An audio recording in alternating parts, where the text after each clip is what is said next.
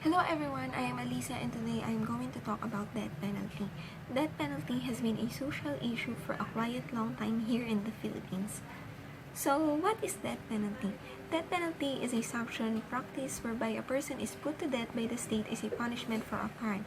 During the time of Marcos, death penalty increased in use, but after his term it was put to stop.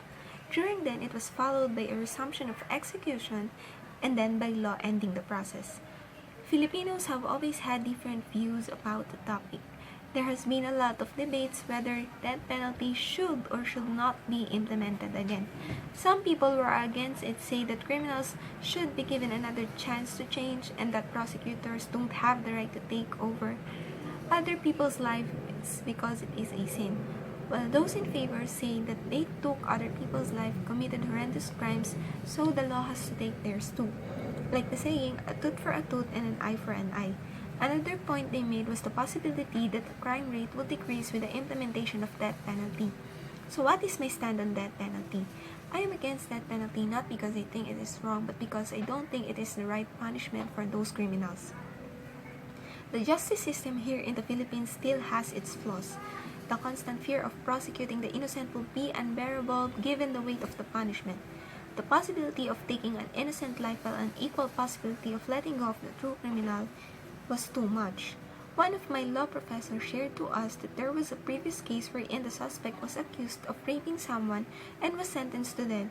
And years later, it was reviewed and then they found out that the evidence pointing to the suspect is insufficient. After that, they just said sorry. Did that sorry brought the man back alive from the dead? No. The first thing they should do is to strengthen the justice system here in the Philippines. Then what I think is the right punishment for those who has undergone juridical process and has been proven guilty is to torture them. In my viewpoint, when you kill those criminals, you will only burden those families that has been left behind. But with torture, the sinner or the criminal will really feel the pain.